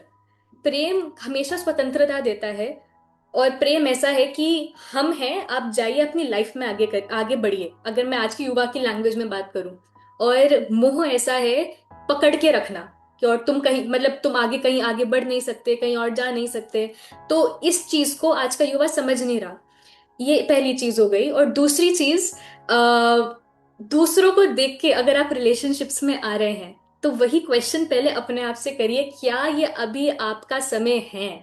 क्या पता उनका हो, कोई बात नहीं, सबकी जीवन जीवन अलग होता है, सबकी जर्नी अलग है। पर क्या ये आपका समय है? अपने आप से क्वेश्चन करिए, अभी आपकी लाइफ में और क्या क्या, और आप क्या कर सकते हैं, क्योंकि यही टाइम है जो आप अपना फुल यूटिलाइज करके कुछ बड़ा कर सकते हैं, कुछ आगे जा सकते हैं इस चीज में। ये चीज बचपन से तो मेरे माता पिता ने मुझे समझाई है, पर जब रियल वर्ल्ड में जाके आप इसको एक्चुअल में समझते हैं, देखते हैं कि सभी लोग डिस्ट्रैक्टेड हैं। तो और मेरे पास जो समय है, मैं उसका अच्छे से प्रयोग कर पाऊं। तो एक तो बहुत अच्छी बात भी, अगर सभी लोग डिस्ट्रैक्टेड है तो भैया पहले अभी अपना टाइम लो। अगर 2 घंटे लोग दूसरों के साथ व्यतीत कर रहे हैं समय, और इंस्टा पे वेस्ट कर रहे हैं, तो तुम 2 घंटे पढ़ाई कर लो, या 2 घंटे कुछ ऐसा कर लो कि तुम्हारा जीवन आगे जाके अच्छा सुधर जाए। तो इस चीज को आज के युवाओं को बहुत समझने की जरूरत है, कि वो अट्रैक्शन में ना पड़ के किसी रिलेशनशिप में आए, एक सच्चे संबंध को समझे, समय ले, और अपने आप को समझे पहले, और फिर दूसरों को के साथ एक रिलेशनशिप में जाए। करेक्ट। तो खुशी, मुझे क्या लगता है ना कि ये जो सिचुएशन है, ये जो युवा होते हैं ना, यूथ होते हैं, हम भी उस स्टेज से गुजर के गए हैं। वो एक ऐसी स्टेज होती है जब आपका अपने इमोशंस पे कंट्रोल नहीं रहता। हम्म। और जब आपके इमोशंस के ऊपर अपने कंट्रोल नहीं रहेगा ना, तो फिर आप कोई सही चीज डिसाइड नहीं कर पाएंगे। मैं आपको एक हाइपोथेटिकल सिनेरियो देता हूँ, जी। और हो सकता है आपके साथ रियल लाइफ में भी हुआ हो। सपोज एग्जांपल है कि आपको कोई लड़का जो है प्रपोज करने की कोशिश कर रहा है, आपको वो अट्रैक्ट करने की कोशिश कर रहा है, और आपके मतलब अब तरीके होते हैं ना भाई, कैसे करना है, हाँ कभी फूल दे दिया, कभी बर्थडे विश कर दिया, कभी जी जी आपके जी। लिए कुछ ले आया। तो यहाँ पर क्या होता है ना कि आप अपने इमोशन में बह जाते हैं, फिर आप धीरे धीरे आपका उस तरफ आप चले जाते हैं। तो मेरा पॉइंट वो है, मुझे नहीं पता आपके साथ ये लाइफ में सिचुएशन आई या नहीं, हो सकता है आपके जी साथ जी। आई हो। आप सुंदर हैं, खूबसूरत हैं, आपका ऑरा है एक बोलने बिल्कुल का, आएगी। ये सब चीज का। तो ऐसी सिचुएशन में आपने कैसे हैंडल करा, that is important. Keeping in mind that emotion, कि वो सिचुएशन ऐसी है ना कि आपको लगेगा यार क्या गलत भी क्या है इसमें, वो आ रहा है और आपसे बात करता है, आपके साथ में है, मतलब how you handle that situation. So touch wood, आज तक फॉर्चुनेटली हैप्पीली मैं ये सोचती हूँ कि मैं कभी भी ऐसे किसी गलत इंसान के साथ रिलेशनशिप में नहीं, और मैं आई भी नहीं हूँ रिलेशनशिप में अभी तक। पर ऐसा नहीं हुआ है कि मुझे कभी किसी लड़के ने आके ऐसे अप्रोच नहीं किया है, और मैंने भी ये सवाल किया अपने आप से कि इसमें गलत क्या है। पर एक चीज जिसने मेरे को, कहते हैं ना कि पकड़ के रखता है कुछ आपको, जो आपको एक सही सलाह दे देता है, चाहे आप गलत भी करने जा रहे हो, तो वो मैं कहूंगी वो मेरे, एक तो मेरे घर का धार्मिक वातावरण रहा है। कभी मेरे घर की तरफ से फोर्स ऐसे नहीं आया कि तुम्हें रिलेशनशिप में नहीं जाना। बहुत फ्रेंडली घर है। मेरी माता ने मम्मी ने ये चीज बोली भी, अगर तुम्हें कोई पसंद आए तो मेरे को आगे बता देना। पर कभी खुद से मुझे अंदर से ये लगा नहीं है कि मुझे इस इंसान के साथ एक रिलेशनशिप में आना चाहिए। तो आपने जो इमोशंस की बात की, इमोशंस को मैंने कंट्रोल ऐसे ही किया कि मेरे अंदर एक डिटैचमेंट रही है हमेशा, कि अगर किसी ने मेरी तारीफ करी, किसी ने मुझे फूल दिया, वो लोग बोलते भी है, कोई शायरी भेज देता है, कोई लाइन भेज देता है, तो सबसे पहले मेरी मम्मी मेरी बेस्ट फ्रेंड है। तो मैं अपनी हमेशा अपनी मम्मी को जाके बताती थी, मम्मा आज ये चीज मेरे साथ किसी ने की। तो एक तो गाइडेंस उन्होंने दी मेरे को, कि तुम्हें क्या लगता है कि क्या सही है, क्या ये सही है तुम्हारे लिए इस समय। हाँ, तो मुझे अंदर से जो एक स्पेस जो पेरेंट दे रहा है, जो मेरी मम्मी ने मुझे दी, कि तुम बताओ तुम्हारे लिए क्या सही है, तो अंदर से जो मुझे आता था वो यही आता था कि अभी मेरे को बहुत सारी चीजें करनी है, तो मुझे अपने इमोशंस को ऐसे ही कंट्रोल में रखना है कि अगर मैं यहाँ पे लग के टाइम वेस्ट करूंगी, मैं नहीं जानती वो दूसरा इंसान कैसा है, कहाँ है मेरा। जब आप एक रिलेशनशिप में आते हैं देन तो यू गिव 100%, ऐसे ही हम लोग हैं। But it's very important you give that 100% to a right person. तो वो चीज आप अपने आप में, मैंने ऐसी सोची है, उस अपने आप के इमोशंस ऐसी कंट्रोल करें चाहे भले ही इंसान सही लगे, पर मैंने हमेशा समय लिया है। जो मैं प्रेरणा, बिल्कुल जो मुझे श्री राधा रमन लाल ने प्रेरणा दी है कि बेटा थोड़ा समय लो फिर इंसान को जानो। हाँ, हमेशा समय लिया है, और समय देखते देखते ही आपको समझ में आ जाता है कौन आपके लिए सही है कौन आपके लिए गलत है। गलत है। तो कभी भी मैंने इमोशनली ऐसे किसी के साथ अटैचमेंट नहीं किया, और अगर हुआ भी है तो मैंने सही समय पे अपने आप को ये समझाया है कि ये टाइम अभी इस चीज का नहीं है, इसको और समय दो, और तुम्हें कभी भी खुद ज्यादा करने की जरूरत नहीं पड़ेगी, ये एक साथ एक समय पे जरूर होगी। तो अभी ऑटोमेटिक तुम्हारा जो आएगा। समय, उस पे ध्यान दो। तो मेरे हम्म। इमोशंस के, अगर मैं आपकी बात करूं तो इमोशंस का मैंने कंट्रोल हमेशा रखा है। मुझे लोग, ऐसी बात नहीं है एक युवा होने के कारण मेरे को लोग पसंद नहीं आए हैं, या फिर मुझे कभी कोई इंसान अट्रैक्टिव नहीं लगा है, बिल्कुल लगे हैं। पर मेरे घर में मेरी मम्मी मेरी बेस्ट फ्रेंड रही है, तो मैंने उनसे आके, बचपन से लेके, तो मैंने उनसे आके सब कुछ बताया है कि ये ऐसा है, ये ऐसा है, मुझे ये पसंद आया, ये मेरा दोस्त है। तो वो चीज़ वो समझती थी, और वो उस चीज़ पे मेरे को गाइड भी करती थी कि तुम्हें कैसे आगे लेके जाना है। और धीरे धीरे आपको पता ही चल जाता है कि कौन आपके लिए सही है कौन गलत है। तो अभी तक टच वुड, मैं कभी भी किसी रिलेशनशिप में तो नहीं आई हूँ, पर हमेशा जो भी ऐसे चीज कभी मेरे साथ हुई है मैंने अपनी मम्मी के साथ शेयर करी है, और वहीं से मेरे को एक प्रेरणा मिल गई कि अपने इमोशंस कैसे कंट्रोल करने हैं। और मेरी मम्मी ने भी मुझे कभी फोर्स नहीं किया। गुड। तो ये आपने ना बहुत बड़ी बात बोल दी है, और मैं भी इस बात से पूरी तरह से सहमत हूं कि जो प्रॉब्लम है ना यूथ का, इमोशंस तो आपके अंदर होंगे, आप बिल्कुल। उसको टाल नहीं सकते हैं, आप अट्रैक्ट भी होंगे, ये जी। नेचुरल है। हाँ। और ये अननेचुरल नहीं है, this is very natural. Very nice, right. Very human. और हाँ, अब सबसे बड़ी जो बात आपने कही है ना, मुझे समझ नहीं आ रहा है कि इतनी छोटी उम्र में आपको इतनी अकल कहाँ से आ गई है। और ये ये एक बहुत बड़ी बात है कि अगर आपके सामने ये सारी सिचुएशन आती है और आप अपने पेरेंट्स का शेयर करती हैं, आपने अपनी मम्मी को बोला, तो आपने जाके मम्मी को शेयर करा। तो मैं आपको बता रहा हूं, मैंने अपने बच्चों से भी ये बात बोली है कि आप you share any damn thing with us, yes. Treat treat us as a friend. जो तुम्हें समझ आ रहा है, जो तुम्हें लग रहा है सोसाइटी में ये है या आपके साथ हुआ, और इंक्लूडिंग दिस मैटर ऑल्सो, हम्म। आप डिस्कस करो। तो हमें डिस्कस करने से आपका बेनिफिट ये होता है ना कि वो जो इमोशन आपके हाई लेवल पे चले जाते हैं because of x y z reason, आप उसमें काम डाउन होते हो। जी। तो ये लर्निंग है युवाओं के लिए भाई, कि आपको ऐसी सिचुएशन में आपके सबसे पहले गुरु हैं आपके माता पिता, उनके साथ शेयर करें। उनके साथ अपनी हर बात को शेयर करना आपके लिए बेनिफिशियल होगा, नुकसान नहीं होगा। जैसा खुशी आपने बोला, आपकी मम्मी ने, आपके घर वालों ने कभी आपको फोर्स नहीं करा है, उन्होंने ये उल्टा कहा है कि आपको पसंद आता है, आप बताओ। हाँ। तो ये यही हर माँ बाप को करना चाहिए और यही हर बच्चों को करना चाहिए। तो और चलिए मैं इस। इसी बात पे एक चीज बोलना चाहूंगी कि ऑलवेज योर पेरेंट्स वो आपके मोस्ट वैल्यूड प्लेयर्स होते हैं। मेरे पेरेंट्स ने जरूर ले। बचपन से ही एक, वो जो फ्रीडम होता है कि आप उसको, आगे आपको जो करना है हम खड़े हैं आप करो, वो चीज देना, ये हर माँ बाप भी दें अपने, जो जिनके घर में लड़कों को दे दी जाती, यूजुअली लड़कियों को नहीं दी जाती, मेरे पेरेंट्स ने दिया है। और साथ साथ यह भी बोला है, और बोल के नहीं सिखाया, स्वभाव से सिखाया है कि उस फ्रीडम का गलत इस्तेमाल ना हो, गलत प्रयोग ना हो। तो अगर आपके पास फ्रीडम भी है तो उसका गलत प्रयोग ना करे, अपने पेरेंट्स को अपना बेस्ट फ्रेंड बना के रखे, अपना गुरु बना के रखे, वही आपको आगे लाइफ में तो बहुत चीजें लेके जाएंगे, क्योंकि उन्होंने एब्सोल्युटली। आपसे ज्यादा लाइफ देखी है। बिल्कुल। तो थोड़ा सा इसी से आगे बढ़ते हैं। अब आगे मुझे बताएं कि जो क्या कैरियर जो ग्रोथ है, मटेरियल लाइफ की तरफ हम्म। चल रहे हैं, जो कैरियर ग्रोथ है और आपकी कृष्णा डिवोशन है, इनको हम्म। साथ साथ चल सकते हैं या कभी आपको कोई कॉन्फ्लिक्ट महसूस होता है? शुरू शुरू में जब शुरू किया था, भक्ति जब शुरू की थी, जब मैं कृष्णा कॉन्शियसनेस में आई थी, तब तो लगता था कि पढ़ाई करने का मन नहीं हो रहा है, हाँ मुझे सिर्फ भक्ति करनी है, हरि नाम लेना है। पर धीरे धीरे एक बात समझ में आई, मैंने भगवत गीता में एक श्लोक पढ़ा था, मैं उसी के आधार पे ये चीज बताना चाहूंगी। वो श्लोक है कर्म योग अध्याय का।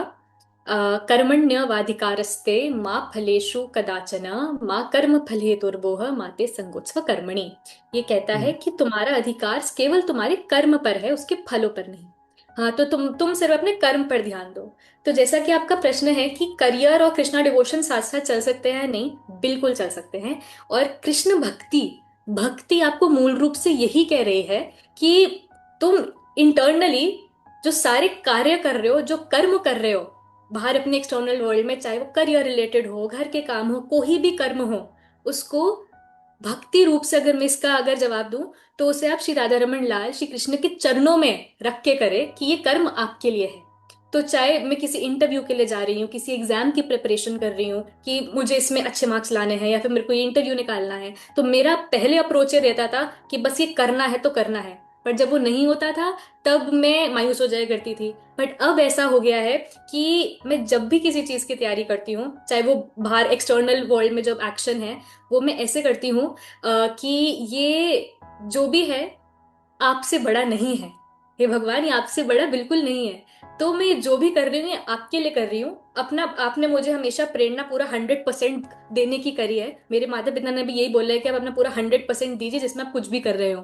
तो 100% मैं दूंगी। अगर आपको लगेगा कि मैंने अपना 100% दिया है, तो आप इसका फल आप मुझे अपने हिसाब से देंगे। तो यही चीज जो है, कर्म की जो चीज है, कर्म योग में यही बताया गया है। इसे श्री कृष्ण का फेवरेट श्लोक भी माना जाता है, अगर आज की जेंजी वर्ल्ड में ये बहुत फेमस भी है। तो भक्ति करना, हरि नाम लेना, जप करना, कीर्तन करना, हरि नाम संकीर्तन करना, और साथ ही साथ अपने कर्म पे ध्यान देना, यही उसका आधार है जो मुझे हेल्प करता है कि ये जो मैं कर्म कर भी रही हूँ ना बाहर एक्सटर्नल वर्ल्ड में, ये भी मुझे हेल्प कर रहा है इंटरनली। हाँ, और वही इंटरनल जो मेरी ऊर्जा बन रही है, जो हर किसी भक्त की जो ऊर्जा बनती है, वही आपको बाहर जाके एक्सटर्नल वर्ल्ड में बल प्रदान करता है। और एक चीज मैं और इसमें ऐड ऑन करना चाहूंगी कि पूज्य श्री इंदेश उपाध्याय जी ने अपनी कथा में बहुत अच्छी बात कही थी। वो भी एक आधार है कि भक्ति एक एनेस्थीसिया इंजेक्शन की तरह है। भक्ति एक एनेस्थीसिया इंजेक्शन की तरह है। वो चाहे आपके लाइफ में कोई भी सिचुएशन आ जाए, करियर में कोई सिचुएशन आ जाए, एज अ स्टूडेंट हम सब इतना भागदौड़ की दुनिया, इतनी सारी सिचुएशंस हम फेस करते हैं, भक्ति एक ऐसा बल प्रदान करेगी आपको। कोई भक्ति ये नहीं कह रही है कि आपके दुख दूर हो जाएंगे, क्या पता आपके करियर में आपका फॉल डाउन आ जाए, हाँ कुछ भी हो जाए, ऐसा कुछ नहीं कह रही भक्ति कि ये सब नहीं होगा। पर भक्ति उसका बल प्रदान करेगी कि ये इस चीज से आप कैसे बाहर निकलेंगे। आपको अनुभूति ऐसी होगी ही नहीं कि कुछ दुख का संकट आ गया है या कुछ कुछ संकट ऐसा आ गया है, आप उसको उस चीज से उभर पाएंगे। तो यही आधार है। ऐसे ही गुरुदेव और मेरे माता पिता जो मुझे इतना प्रोत्साहित करते रहते हैं, इसी पे ही मैं अपनी भक्ति भी बैलेंस कर पाती हूँ, अपनी पढ़ाई, अपना करियर भी बैलेंस कर पाती हूँ। हालांकि जब मैंने भक्ति शुरू की थी, जब तिलक स्वरूप धारण करना शुरू किया, तब मेरे पिताजी को थोड़ा लगा कि क्या ये भटक तो नहीं रही है अपने मार्ग से, करियर का जो उनका हर हर माता पिता को लगता है, स्वाभाविक है ये, और मैं इसको गलत बिल्कुल भी नहीं मानती। पर धीरे धीरे कृष्ण शब्द का अर्थ है आकर्षण। तो मेरे पिताजी को भी ये समझ में आ गया कि भक्ति ही, मेरी बेटी ने अगर भक्ति करना शुरू किया है तो उसने कैसा बैलेंस बनाया, श्री राधा रमन लाल की कृपा से ही हुआ है कि मैं अपने करियर में भी एक बहुत अच्छी जगह पे, बहुत प्रसिद्ध कंपनी में इंटर्नशिप भी ले पाई, और अच्छे मार्क्स भी ला पाई अपने पढ़ाई में, और साथ साथ अपनी भक्ति भी कर पाई। तो ऐसे मेरे फैमिली भी सपोर्ट करती है और ये मैं कर पाती हूँ, और ये सब मैं अपनी फैमिली के सपोर्ट से, माता पिता के सपोर्ट से, और श्री कृष्ण की कृपा से ही ये कर पाती हूँ। ये मेरा, इसमें जो मैं अपना योगदान भी समझती हूँ, ये सिर्फ ऐसा समझती हूँ कि मैं सिर्फ कर रही हूँ, पर इसका जो बल प्रदान हो रहा है वो सिर्फ कृपा है और मेरे माता पिता का सपोर्ट है। बिल्कुल। तो चलिए, इसी से क्वेश्चन दिमाग से आ रहा है, जो आप ये तिलक लगाते हैं और कंठी लगाती हैं और जैन जी हैं आप, तो जब जी। आप जैन जी के बीच में जाती हैं तो कैसे देखते हैं वो आपको? सही। आर दे लुकिंग एट कि कोई एलियन आ गया, या जो है उन्हें मतलब सहज लगता है, कोई प्रॉब्लम नहीं है? हालांकि with the time of some time when you will spend it, they will adjust it, but अभी कैसे होता है, मतलब how do you feel that? मैंने एक रेणुका मैया की बहुत अच्छी बात सुनी थी। उन्होंने कहा था कि सबसे बड़ा रोग क्या कहेंगे लोग, और लोग 1 दिन कहेंगे, 2 दिन कहेंगे, 3 दिन कहेंगे, 4 दिन कहेंगे, पांचवें दिन अपने आप एडजस्ट हो जाएंगी। तो जब मैं हम्म। जेंजीज के बीच में से तिलक धारण करके जाती हूँ, और मैं अपनी कंपनी में भी जब जहाँ इंटर्नशिप करने जाती हूँ वहां पे भी जब मैं तिलक ऐसे लगा के जाती हूँ, हालांकि बहुत सपोर्टिव कंपनी है, बहुत अच्छी कंपनी है, उन्होंने कभी ऐसे जज नहीं किया, बट जेंजीज में वो देखते हैं, अरे ये तो इस्कॉन वाले आ गए, हरे कृष्णा वाले आ गए, हाँ राधे राधे। तो कभी कभी कुछ लोग दूर भी हो जाते हैं कि हमें आपसे बात नहीं करनी, कुछ लोग का ऐसा स्वभाव होता है उन्हें पसंद नहीं आता ये चीज। हाँ, पर कुछ लोग होते हैं जो और अट्रैक्ट होते हैं, बोलते हैं, और फिर कुछ लोग टेस्ट करते हैं कि आपको कितनी नॉलेज है। हाँ, तो अलग अलग तरीके से जेंजीज जो है इस चीज को देखते हैं। और जैसे कि मैंने शुरू में कहा था पॉडकास्ट में, बहुत सारे लोग ये भी कहते हैं, तिलक देख के भी कहते हैं, कंठी देख के भी कहते हैं कि तुम अपने जनरेशन से इतने जनरेशन गैप में क्यों हो, कि ये सब हम्म। भक्ति की चीज जो है ये तो बुढ़ापे की चीज है। हाँ, भक्ति करना, भजन करना, जप करना तुम अभी से क्यों कर रहे हो। तो वहां पे वैसे तो मैं ज्यादा कुछ नहीं बोलती, मौन ही सबसे अच्छा उत्तर होता है, बट आपके प्लेटफॉर्म से मैं एक ये चीज बोलना जरूर चाहूंगी कि अ, मृत्यु मृत्यु के समय पे अगर आपके आप जो ये भक्ति करते हैं बचपन से ही जो आपने शुरू करी है, ये ऐसा समझिए ये ट्रेनिंग है कि मृत्यु के समय जब आपका अंतिम क्षण है तब आपके मुख पे हरे कृष्णा या राधे राधे ये हो। तो क्योंकि जब मृत्यु हो रही होती है वो क्षण अंतिम क्षण होता है, इसके प्रति भी मेरा काफी आकर्षण रहा है कि डेथ को पढ़ना कि क्या होता है। तो उस समय सारी चीजें दिखती है, हमारे लाइफ की सारी चीज सामने आ जाती है, पर क्या उस समय हमारे मन में राधे कृष्ण या हरे कृष्ण आ रहा है। तो ये चीज कथा में भी श्री पूज्य उपाध्याय जी ने भी कही थी, ये आपकी ट्रेनिंग है जो आप बचपन से करते हैं, कि आप बचपन उम्र में बचपन में भक्ति करेंगे तो शायद मृत्यु में आपको मिले, आपको श्री राधा रमन लाल की कृपा प्रदान हो या ना हो, पर अगर आप बचपन से भक्ति करेंगे तो बचपन तक तो हो ही जाएगा। तो इस चीज के लिए मैं जेंजीज के बीच में जब यही जाती हूँ, तो वो कभी कभी देखते हैं कि उन्हें लगता है कि कौन आ गई, कभी कभी दूर भी हो जाते हैं, बट यही चीज अब जब लोग दूर होते हैं तब बुरा नहीं लगता, वो एक डिटैचमेंट है। पर जब लोग ये कहते हैं कि काफी लोग ये कहते हैं आप वृंदावन से हैं क्या आप, तो फिर अच्छा लगता है कि चलो ठीक है, वृंदावन की प्राप्ति ऐसे तो नहीं हुई, पर अगर बातों से ही हो रही है, लोग ये समझ रहे हैं कि वृंदावन से हैं, तो वो सुनने में बहुत अच्छा लगता है कि मेरे को ऐसे वृंदावन वासी ब्रजवासी समझा जा रहा है। तो तब तो मैं उनको जय हो राधे कृष्णा करके आगे बढ़ती हूँ कि थैंक यू सो मच कि आपने यही बोल दिया, मेरे लिए बहुत बड़ी बात है। अब अच्छा लगता है कि वो टैग आ जाता है कि आप कृष्ण भक्त हैं, आप कृष्ण डिवोटी हैं। तो पहले लगता था कि कैसे देख रहे मेरे दोस्त भी वो दूर हो गए, बट धीरे धीरे समझ में आया कि अगर ये दूर भी हो गए तो जो मेरी आगे की जीवन यात्रा है उसमें शायद इन लोगों का इतना ही काम था, आगे मुझे और भक्त लोग ही मिले और आप जैसे अच्छे लोग ही मिले जो इस चीज को सपोर्ट करे और समझे। बिल्कुल। तो इसी में अगला क्वेश्चन पूछना चाह रहा हूँ कि आप जब जितने टाइम से भी आप कृष्ण भक्ति कृष्ण कॉन्शियस में हैं, तो मेरे ख्याल से 1-1.5 साल आपने बोला है कि आप मतलब प्रॉपर तरीके से दीक्षा प्लस तिलक विलक कंठी ये सब आप प्रॉपर कर रही हैं। तो आपने अपने स्वभाव, अपनी सोच और जो आपकी प्रतिक्रियाएं होती हैं, रिएक्शंस होते हैं सिचुएशन के साथ, है ना, किसी ने जी। आपको बोल दिया, आपको गुस्सा आ गया, या आपने मतलब होता है ना, घर में ही आप देखने को हम्म। मिलेगा या बाहर भी मिलेगा। तो ये जो तौर तरीके थे पहले के और अब के, जितना भी टाइम आपको भक्ति करते हो गया है, इनमें कोई आपको परिवर्तन नजर आया? और आया तो जी। किस तरह का परिवर्तन नजर आया? जी बिल्कुल। तो मैं इसकी शुरुआत करूंगी 2025 में, जैसे कि हर किसी के जीवन में कुछ ना कुछ, everybody goes through highs and lows in life, तो सबके जीवन में कुछ ना कुछ प्रॉब्लम आती है। तो मेरी और मेरी मदर के जीवन में भी कुछ ऐसी प्रॉब्लम आई जहाँ पे बहुत थक हार के रो के मैंने हाथ खड़े करके ऐसे बोला था, कृपा करी बोला था कि जिस माया जाल में मैं फंस चुकी हूँ अंदर से, तो इस समय मुझे कोई नहीं चाहिए, अपना कोई दोस्त नहीं चाहिए, सिर्फ मेरी मम्मी हो मेरे साथ, मेरे परिवार वाले हो, और डायरेक्टली आपको आना है कि आप मेरे को इस चीज से बाहर निकालेंगे। और तब मेरे जीवन में कृष्ण भक्ति आई उसी के कहने के कुछ समय के बाद।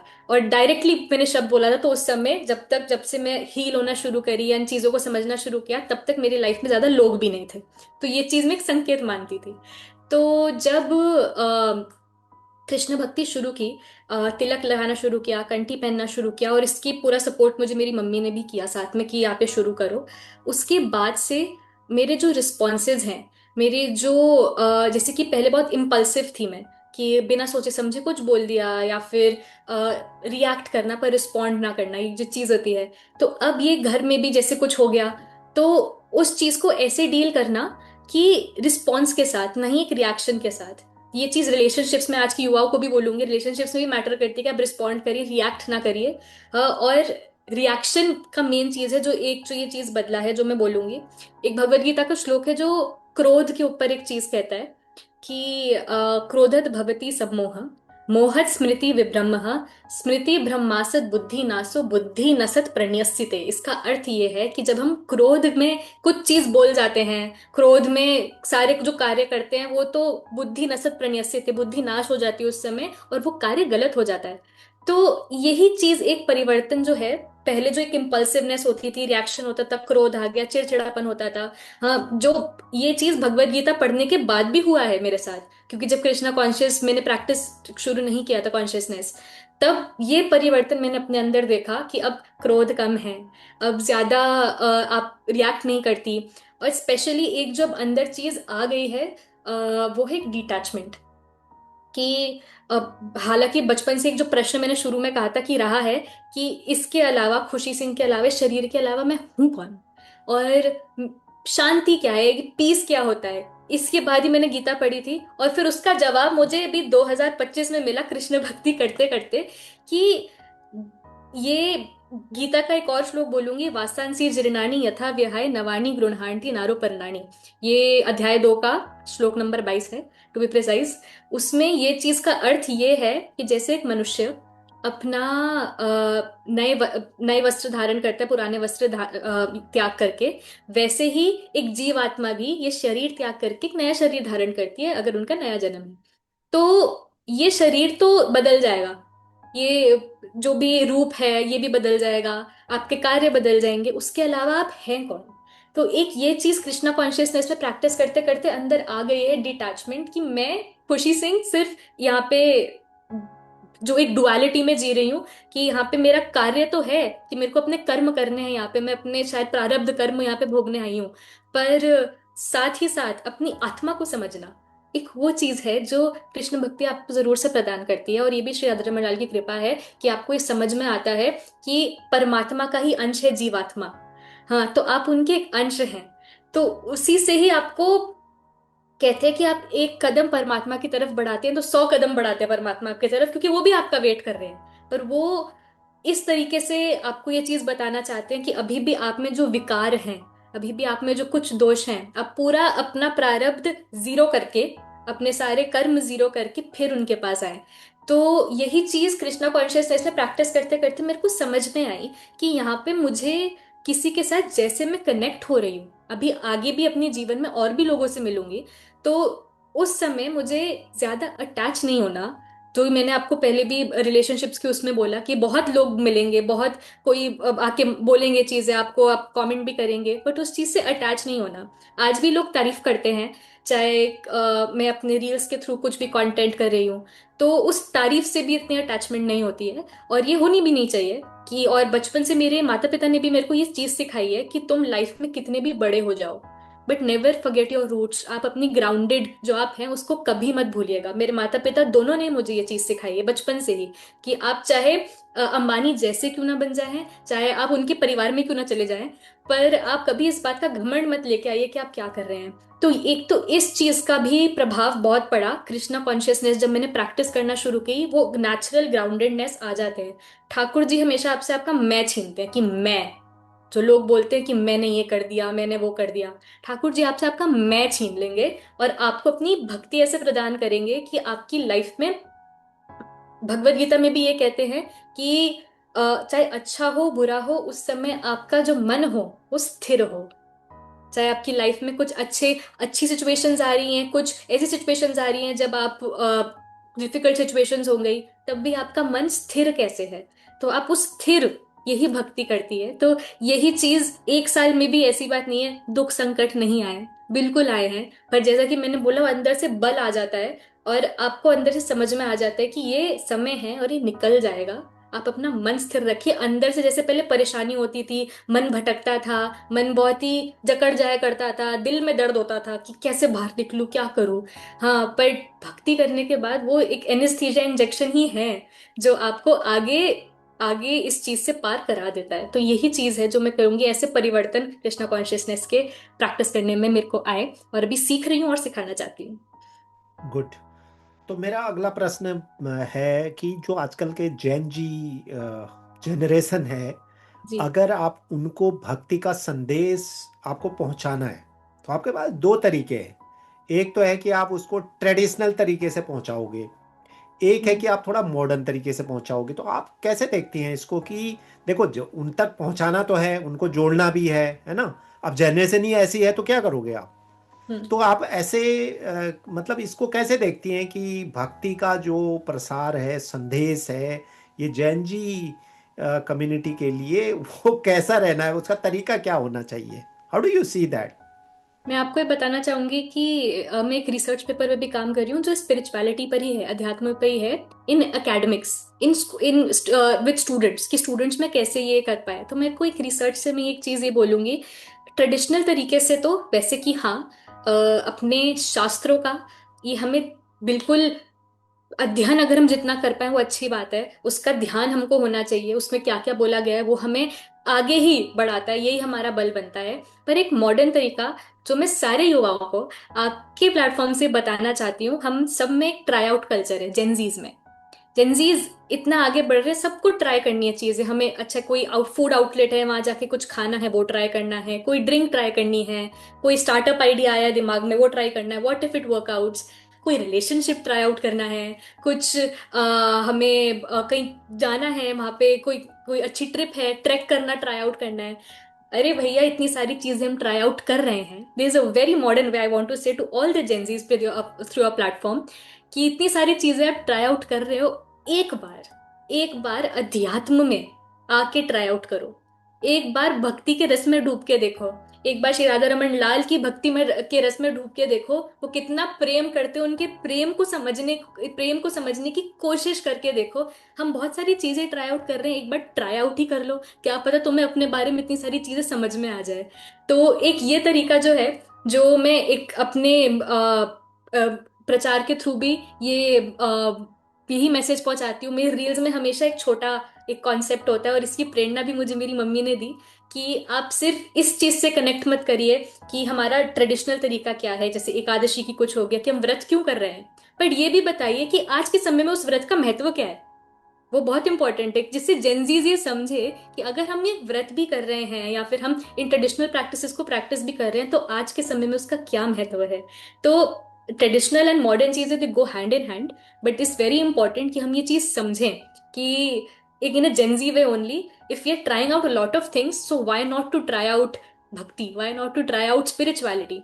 And on this for this only, lastly I'll say, I always believe in this, कि we all of us are spiritual beings। हम सब ये जो बोलते हैं कि यार ये तो अध्यात्म की जर्नी पे हैं, या ये तो स्पिरिचुअलिटी की जर्नी पे हैं, बहुत आसानी से हम ये कह देते हैं, और इसका तात्पर्य लोग समझते हैं कि कहीं जा रहे हैं, जर्नी पे हैं तो कहीं जा रहे हैं। कहीं अगर जा भी रहे हैं तो हम अपने पास वापस लौट रहे हैं। हम सभी लोग स्पिरिचुअल है, it's just that we have forgotten इस बॉडीली, इस मटीरियलिस्टिक दुनिया में हम असलियत में हैं कौन। ये हमें बॉडी दी गई है to learn lessons here, earth is like a school. आप अपने लेसन सीखिए, अपने सोल लेसन सीखिए, अपनी लाइफ को एक्सपीरियंस करिए, फुली एक्सपीरियंस करिए, और अपनी सोल को ट्रेन करिए, जिससे आप आगे अपनी आध्यात्मिक जर्नी पे बढ़े। यही चीज। गुड। तो बहुत अच्छी बातें आप बता रही हैं। तो मुझे उम्मीद है कि पॉडकास्ट जो यूथ मेरा देखता है उसको बहुत अच्छे मैसेज जाने वाले हैं। मेरा अगला प्रश्न वापस इसी तरह है कि जब आपका जो है मोटिवेशन लेवल कभी जो है गिर जाता है ना, क्योंकि हम्म। लाइफ चलती ही ऐसी है। मतलब पूरे दिन में कहते हैं जैसे 12 घंटे या 16 घंटे जो आप अलाइव रहते हैं, कुछ घंटा तो सोने का है, उसको हटा दो अपने उसमें से, तो जो जितना टाइम आप अलाइव रहते हैं उस टाइम में क्या आपकी एनर्जीज फ्रिक्वेंटली चेंज होती हैं, up down up down up down. Hmm. और उसके पीछे साइंटिफिक रीजन भी है, there are lot of reason behind it, because of chakras जो एनर्जी पॉइंट है बॉडी में डिफरेंट डिफरेंट, सो वो सब एसोसिएटेड है। बट मेरा क्वेश्चन है कि जब आपका मोटिवेशन जो है वो लो रहता है, गिरता है, तो आप अपने आप को कैसे संभालते हैं, कैसे आप उससे बाहर निकलने की कोशिश करते हैं? तो हर युवा और हर इंसान के जीवन में ऐसा समय हर दिन कभी कभी आता है कि कुछ चीज करने का मन नहीं है, मोटिवेशन नहीं है, या फिर कुछ हमने प्लान किया था अब उसे करने का मोटिवेशन नहीं है। तो सब लोग मोटिवेशन, सबकी गिरती है मोटिवेशन, और मेरी भी आज भी मेरे साथ ऐसा होता है कि कभी कभी मैं डीमोटिवेटेड फील करती हूँ। जैसा कि मैंने कहा कि मेरी मम्मी मेरी बेस्ट फ्रेंड है, तो वो मेरे को बहुत मोटिवेट करती है, कोई बात नहीं, चाहे 1 घंटा रेस्ट कर लो पर इस चीज को तुम करो, इसके लिए आगे बढ़ो। तो अपने आसपास ऐसे लोगों को तो जरूर रखें कि आपका मन अगर कहीं भटकने भी लगे ना, तो वही लोग, आपके जो मोस्ट वैल्यूड प्लेयर्स हैं, वो आपको आके वापस खड़ा कर सके। तो मेरे आसपास मेरे माता पिता हैं, और कुछ एक दो ऐसे दोस्त हैं जिनको देख के मुझे ऐसी प्रेरणा मिलती है, जो मेरे को बताते हैं कि कभी कभी हम भी ओवर थिंक करते हैं, उस पर से डिमोटिवेट हो जाते हैं कि क्या पता ये चीज हो ना हो, इस पूरे दिन में ये चीज करने का मन नहीं कर रहा, but those people they uplift you. तो always surround yourself with those people who are motivating you, they are being your guiding lights, वो बहुत इंपॉर्टेंट है।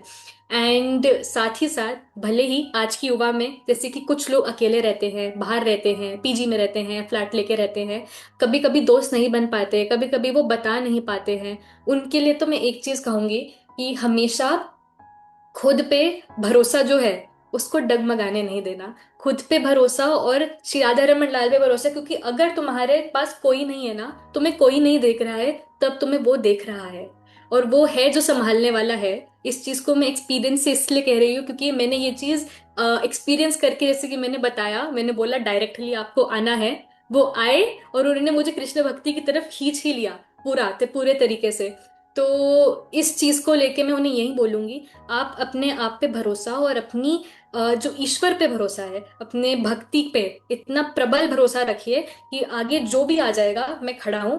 और श्री कृष्ण भी ये प्रेरणा देते हैं कि उनको आप हमेशा मुस्कुराते हुए देखेंगे, किसी भी फोटो में वो भी यही प्रेरणा देते हैं कि लाइफ में कोई भी सिचुएशन ऐसी अगर आ जाए, जहाँ पे आप डीमोटिवेटेड फील कर रहे हैं, या फिर आपकी कोई भी डिफिकल्ट सिचुएशन आ गई है, तो आप उसे एक बल के साथ, एक मुस्कान के साथ ही आगे पार करें।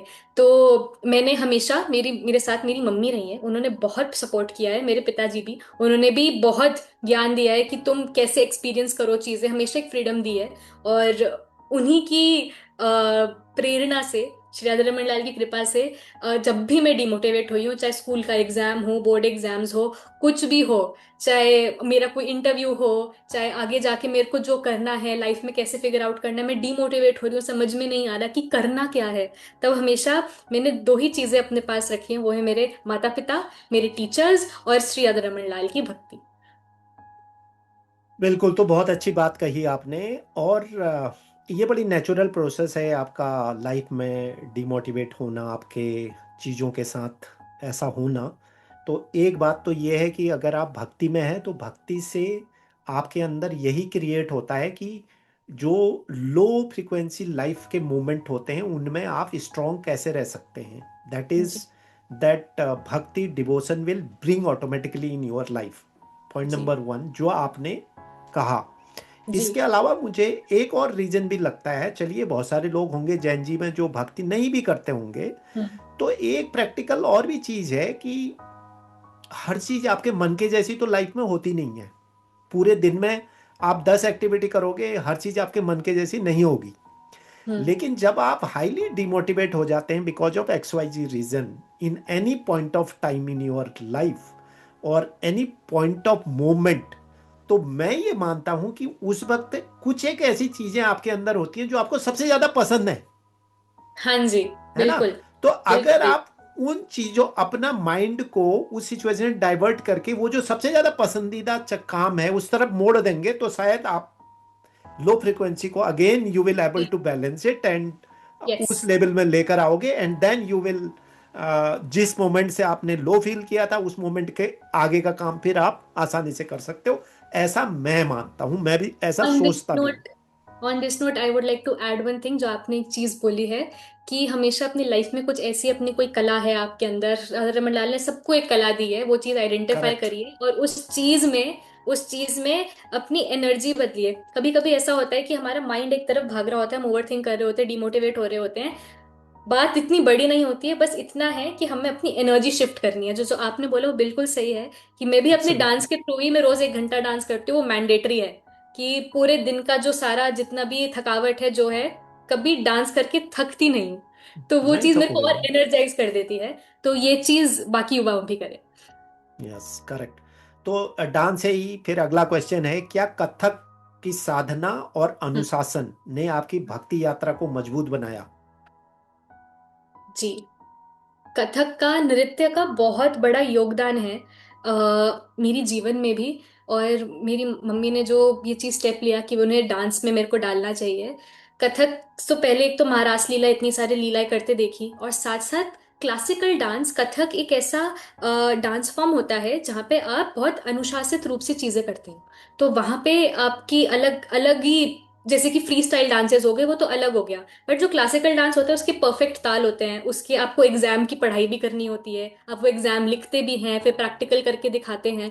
तो बहुत इंपॉर्टेंट है कि इतने वर्षों तक आप वो अगर वो चीज कर रहे हैं तो उसका एक टाइम बांध के रखना, उसको एक अनुशासित रूप से करना, उसको सिर्फ इसलिए नहीं करना कि हमें परफॉर्म करना है, इसलिए करना क्योंकि वो चीज आपका पैशन है। वो चीज आपने ऐसे बसा लिया है अपने अंदर कि ये ही एक ऐसी चीज है जो मुझे पूरे दिन में इतना इतना थकने के बाद भी एनर्जाइज कर देती है। तो भक्ति में जब मैंने भक्ति शुरू करी, तो जो मैंने डांस में सीखा है चीजें, कि एकाग्रता क्या है, अनुशासन क्या है। और घर में भी ऐसा वातावरण रहा है कि सुबह हम सभी घर में सुबह 4, 4:30, 5 बजे तक उठ जाते हैं। तो वो एक ऑलरेडी अनुशासन जो पूरे लाइफ का चलता है, भक्ति में तो बहुत हेल्प हुई है, नृत्य के रूप से भी और घर के रूप से भी। कि अपनी भक्ति को पकड़ के कैसे रखना, कि लाइफ में चाहे कुछ भी आ रहा है, अगर आपका भजन जो है कम होने लगा है और लाइफ में सिचुएशंस आने लगे, तो अपना भजन बढ़ा ले आप, तो आपकी चीजें बैलेंस हो जाती हैं। तो भक्ति में एक तो इस चीज का बहुत बड़ा रोल रहा है कि आप, मैंने जो कथक सीखा, एंड साथ ही साथ नृत्य ने, सिर्फ मेरे को कथक ने इतने सालों तक परफॉर्मेंस रिलेटेड या फिर लीला रिलेटेड, महारास लीला रिलेटेड इतनी सारी चीजें जो है सिर्फ वही नहीं सिखाई, वो तो बहुत सारी चीजें हैं। पर साथ ही साथ जो आजकल के युवा अभी जो आके फेस कर रहे हैं, बहुत कॉमन चीजें हो गई, जैसे कि जेलेसी हो गया, एम्बैरेसमेंट कैसे फेस करना, मैंने कथक से ये भी चीजें सीखी है। क्योंकि होता है जब आप परफॉर्मेंस करते हैं, आप ग्रुप परफॉर्मेंस कर रही हैं, उसको आगे खड़ा कर दिया, मुझे क्यों नहीं करा, तो अंदर ही अंदर वो आता है कि क्या मैं अच्छा डांस नहीं करती। तो मैंने कथक से ये चीज सीखा, how to deal with jealousy. ये बहुत इंपॉर्टेंट है, ये हमारी युवाओं की भी आज प्रॉब्लम है, जो सोशल मीडिया पे देखते हैं कि उसको देख के हमें जेलेसी हो गई, वो तो ऐसा है, वो तो ऐसी है। But how do I deal with it, जो मैंने कैसे कथक से सीखा है अपनी गुरु से। तो उन्होंने ऐसे तो कुछ नहीं सिखाया, बट स्वाभाविक रूप से जो मैंने सीखा और जो मैं प्रैक्टिस भी करती हूँ, I give my self 10 minutes. अब तो नहीं होता जेलेसी ज्यादा किसी से, बट शुरू शुरू में जो होता था कि 10 मिनट्स आप अपने आप को दीजिए। 5 मिनट आप पहले उस इंसान को देखिए, आप एक्सेप्ट करिए, अपने आप को बताइए कि हाँ खुशी आप जेलस हो रहे हो। अपने आप को भी ये बोलना बहुत बड़ी बात है, लोग बोलते ही नहीं है, वो एक्सेप्ट ही नहीं कर पाते। तो आप बोलिए कि हाँ आप जेलस हो रहे हो, और पर क्या इस जेलेसी का कुछ सिर्फ मुझे कुछ हो जाएगा, मैं तो अपनी और एनर्जी वेस्ट कर रही हूँ, राइट। तो उस इंसान से पर मैं अच्छा क्या सीख सकती हूँ, अगले 5 मिनट आप इस पे लगाइए। तो वो 10 मिनट अपने आप को देना, ट्रेन करना रोज, कि जेलस होने की नीड नहीं है, बल्कि मैं जाके उस इंसान से कुछ अच्छा सीख ही सकती हूँ, वो मेरे को आगे लेके जाएगी। साथ ही साथ एम्बैरेसमेंट हो गए, ये हर डांसर ने देखा होगा स्टेज पे जाके कि कुछ ना कुछ गलती हो जाती है कभी कभी परफॉर्मेंसेस के अंदर, तो एम्बैरेसमेंट फील होती है कि यार मुझसे ये हो गया।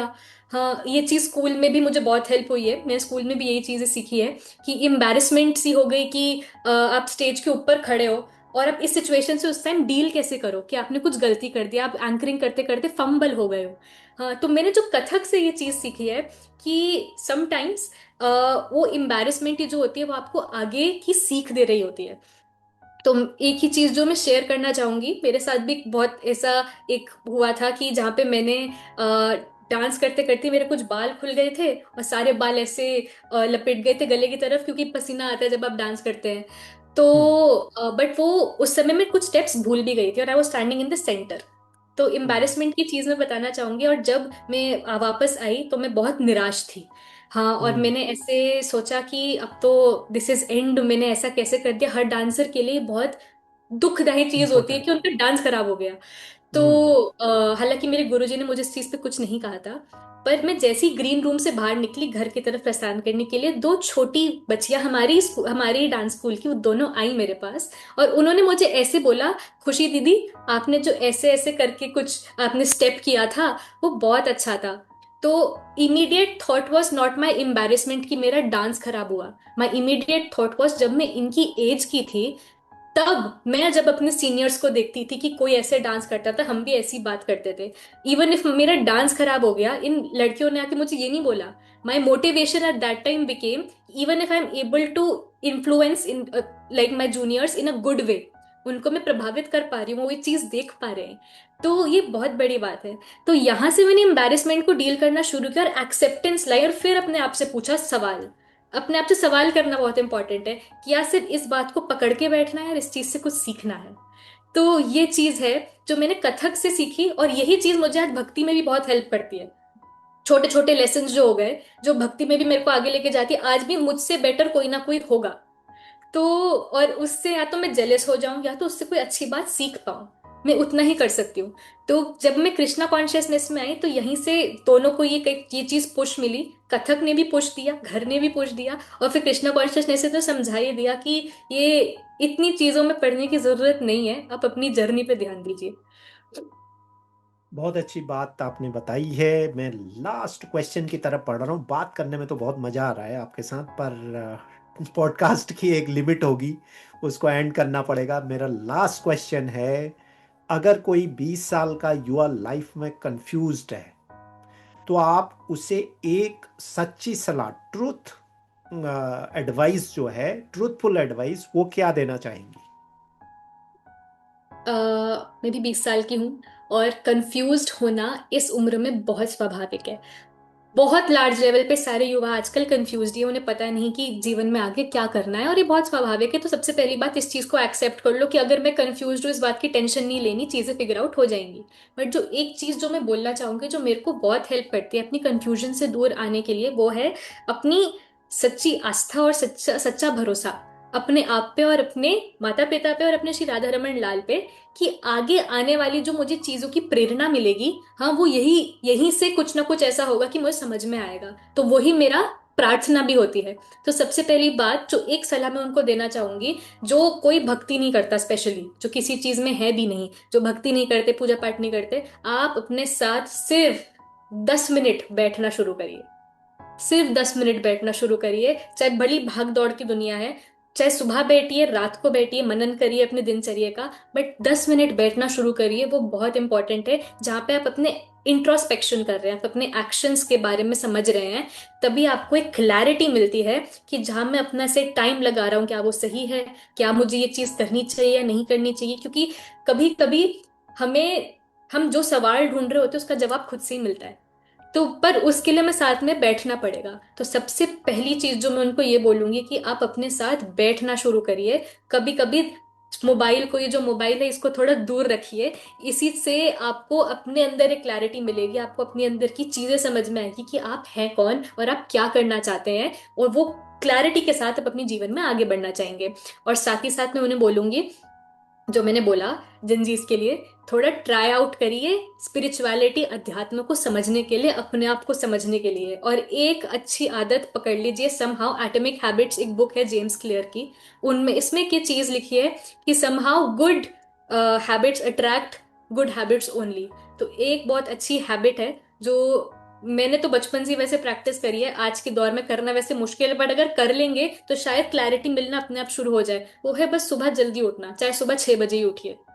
छः सुबह जल्दी उठेंगे, नेचुरली आपको 6 बजे उठ के ये नहीं लगेगा कि मेरे को सुबह ही उठ के एकदम कुछ दूसरा कुछ मोमोज खाने जाने हैं। नहीं, आप सुबह उठ के जल्दी नहाएंगे, आप वॉक करने जाएंगे, आप कुछ एक्सरसाइज करेंगे, या फिर आप अपनी पढ़ाई करेंगे बैठ के। ऐसे हैबिट्स जब आप डेवलप करेंगे, साथ साथ आपको अपनी लाइफ में क्लैरिटी मिलना शुरू होगी।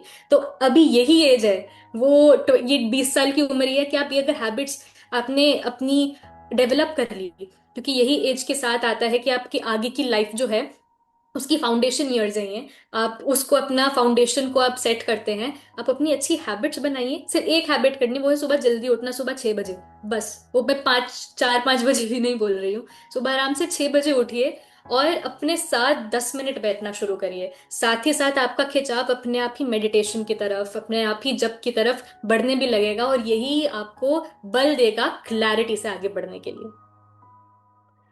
तो जी खुशी जी, बहुत बहुत धन्यवाद आपका। और बड़ा मजा आया आपके साथ बात करने में। तो व्यूअर्स, ये खुशी ने खुद ही अपनी एज बता दी, मैंने तो नहीं पूछी। मैं लड़कियों से एज नहीं पूछता, बड़ा बड़ा टेंशन होता है लड़कियों से एज पूछने में। उन्होंने खुद ही बता दिया। तो ये 20 साल की एक युवा की क्लैरिटी है on the daily life issues. और उसके लिए जो बातें, जो आज क्वेश्चन हमने पूछे हैं, सारे क्वेश्चन बहुत प्रैक्टिकल थे। भक्ति की तो थोड़ा बहुत बातें हुई ही हैं, मगर भक्ति के अलावा जो सारी जो बातें थी वो हमारे जीवन से जुड़ी हुई प्रैक्टिकल बातें थी। तो मैं उम्मीद करता हूं कि ये पॉडकास्ट जो युवा देखेंगे उनको बहुत कुछ सीखने को मिलेगा 20 साल की खुशी से, जो कि जो है अपने जीवन में इतने इस सिर्फ 20 साल की उम्र में उन्होंने अपनी मैच्योरिटी का जो लेवल है वो इतना हाई कर लिया है। तो आगे की एज में तो आपने खुशी जी बहुत कुछ करना है।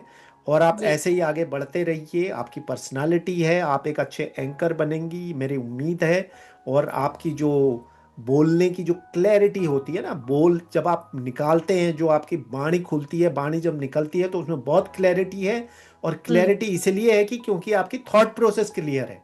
जब आपकी थॉट प्रोसेस क्लियर होगी तो आपकी कम्युनिकेशन ऑटोमेटिकली बेटर निकलेगी। तो जी। आप इसी तरीके से भक्ति में भी आगे बढ़िए और इसी तरह आगे चलते रहिए। बहुत बहुत धन्यवाद आज इस पॉडकास्ट में जुड़ने के लिए। और व्यूअर्स, फिर मुलाकात होगी एक और किसी कृष्ण भक्त से अगली बार। तब तक आप इस पॉडकास्ट का आनंद उठाइए, इससे सीखिए। हरे कृष्णा, सबको राधे राधे। राधे राधे।